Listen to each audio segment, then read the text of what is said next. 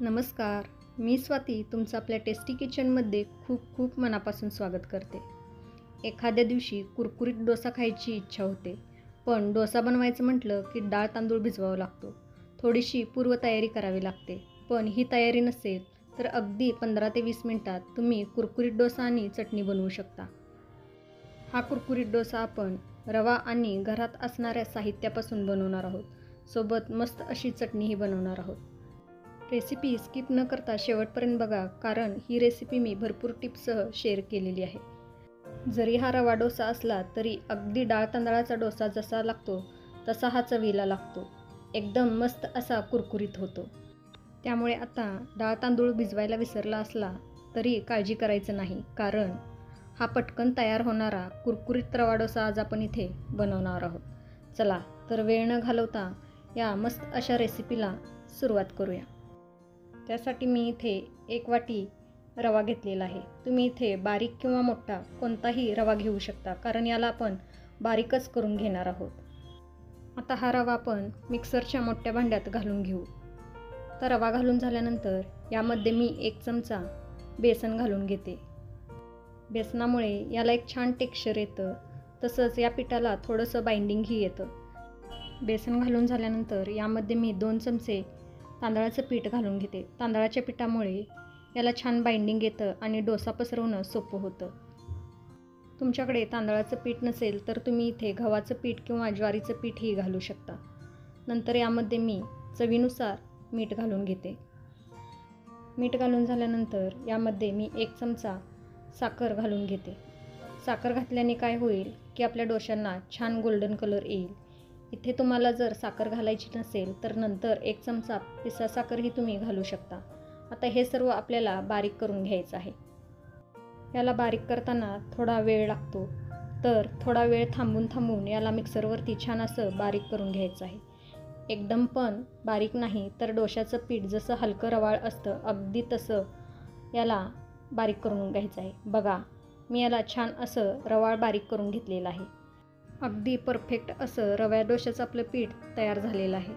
तुम्हाला जर हवं असेल तर हे तुम्ही स्टोअरही करून ठेवू शकता कोणत्याही हवाबंद डब्यात. जेव्हा तुम्हाला डोसा हवा असेल त्यावेळी हे पीठ घेऊन यामध्ये बाकीचं सर्व साहित्य घालून पटकन डोसे हे तुम्ही बनवू शकता. आता यामध्ये मी 1.5 वाटी ताक घालून घेते. जर तुमच्याकडे ताक नसेल तर 1 वाटी दही आणि अर्ध्या वाटी पाणी घालून याला मिक्स करून घ्यायचं आहे. दही किंवा ताक खूप आंबट नसावं, तर हलका आंबट असेल तर चालेल. तयार पीठ बाउलमध्ये काढून त्यामध्ये दही किंवा ताक घालून याला मिक्स करून घेऊ शकता. पण वरती मिक्स करत असताना गुठळ्या होतात आणि गुठळ्या मोडण्यासाठी थोडा वेळ लागतो, म्हणून याला मिक्सरमधून फिरवून घ्यायचं आहे. म्हणजे यामध्ये अजिबात गुठळ्या होत नाहीत आणि हे पटकन आणि व्यवस्थित मिक्स होतं. आता हे तयार डोशाचं बॅटर आपण एका बाउलमध्ये काढून घेऊयात. बाउलमध्ये बॅटर काढल्यानंतर यावरती झाकण ठेवायचं आहे आणि याला असंच एक 15 मिनटं रेस्ट करण्यासाठी ठेवून द्यायचं आहे. आता हे असंच आपण बाजूला 15 मिनटं ठेवून देऊयात. तोपर्यंत आपण डोशासोबत खाण्यासाठी मस्त अशी चटणी बनवूयात. चटणी बनवण्याकरता मी इथे मिक्सरचं मोठं भांडं घेतलेलं आहे. आता यामध्ये मी 1 कप ओला नारळ घालून घेते. त्याचबरोबर मी इथे 4 ते 5 चमचे फुटाण्याची डाळ घालून घेते. जर तुमच्याकडे फुटाण्याची डाळ नसेल तर तुम्ही इथे भाजलेले शेंगदाणेही वापरू शकता. त्याचसोबत थोडं आलं, 5 ते 6 हिरव्या मिरच्या. हिरव्या मिरचीचं प्रमाण तुम्ही तुमच्या आवडीप्रमाणे कमी जास्त करू शकता. सोबतच 1 चमचा जिरे, चवीनुसार मीठ, सोबतच 1 चमचा साखर, थोडी कोथिंबीर आणि थोडं पाणी घालायचं आहे आणि याला मिक्सरमधून बारीक असं वाटून घ्यायचं आहे. तुम्हाला चटणी कितपत पातळ किंवा घट्ट हवी आहे त्यानुसार इथे तुम्ही पाण्याचं प्रमाण कमी जास्त करू शकता. इथे याला मी छान असं बारीक वाटून घेतलेलं आहे. आपली मस्त अशी चटणी तयार झालेली आहे, तुम्ही बघू शकता. आता ही चटणी तुम्ही अशीच खाऊ शकता किंवा या चटणीला फोडणी देऊनही खाऊ शकता.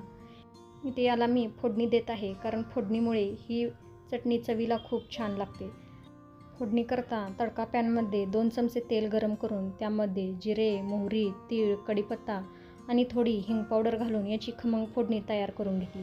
तयार फोडणी आपल्याला चटणीवरती घालायची आहे आणि याला मिक्स करायचं आहे. एकदम झटपट आणि मस्त अशी आपली चटणी तयार झाली. चटणी तयार झालेली आहे.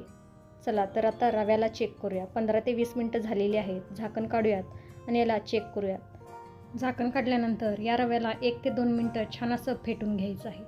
बघा रवा छान सेट झाला आहे आणि हे बॅटर मगाचपेक्षा हलकं घट्ट असं झालेलं आहे, कारण रव्याने पाणी छान असं शोषून घेतलेलं आहे. एकदम स्मूथ असं आपलं बॅटर तयार झालेलं आहे.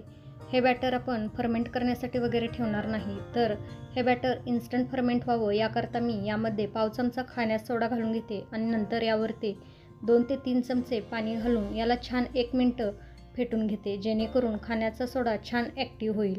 इथे जर तुमच्याकडे खाण्याचा सोडा नसेल तर तुम्ही अर्धा चमचा इनोही यामध्ये घालू शकता.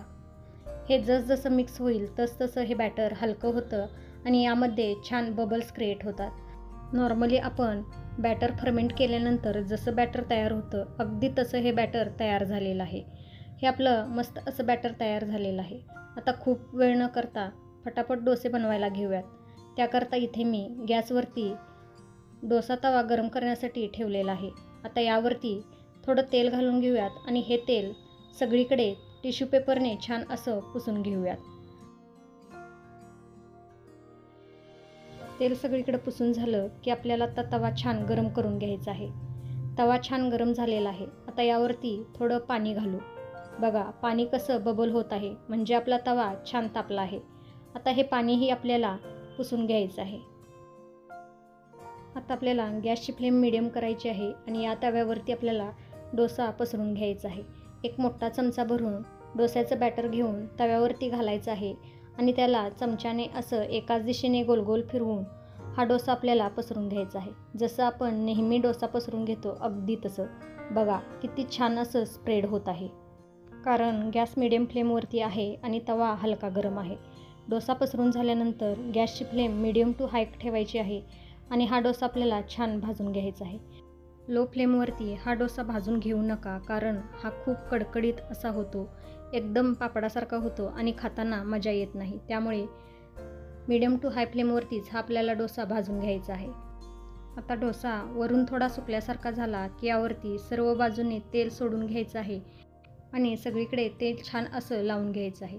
इथे तुम्ही तेलाऐवजी तुपाचाही वापर करू शकता. सर्वत्र तेल पसरून झाल्यानंतर याला मीडियम फ्लेमवरती भाजून घ्यायचं आहे. रव्याचा डोसा आहे त्यामुळे याला शिजण्याकरता 3 ते 4 मिनटं लागतात. बघा याला छान असा कलर आलेला आहे, म्हणजे आपला डोसा तयार झालेला आहे. आता याला मी रोल करून घेते. बघा किती मस्त असा गोल्डन कलर आलेला आहे आणि एकदम परफेक्ट असा कुरकुरीतही झालेला आहे. आता हा डोसा काढून घेऊयात आणि चटणीसोबत एन्जॉय करूयात. आता याच पद्धतीने मी सर्व डोसे करून घेणार आहे. हा असा कुरकुरीत रवा डोसा तुम्ही सकाळच्या घाईगडबडीतही बनवू शकता. अगदी मस्त असे डोसे तयार होतात. मस्त असा कुरकुरीत रवा डोसा तुम्हीही घरी बनवा आणि मला कमेंट करून सांगायला विसरू नका. आजची रेसिपी आवडली असेल तर प्लीज लाईक करा, आपल्या प्रियजनांसोबत शेअर करा. अशा छान छान रेसिपीसाठी टेस्टी किचनला सबस्क्राईब करायलाही विसरू नका. परत भेटू अशाच एका छानशा रेसिपीसोबत. तोपर्यंत मस्त खा, टुमटुमीत राहा. Bye bye. Thanks for watching.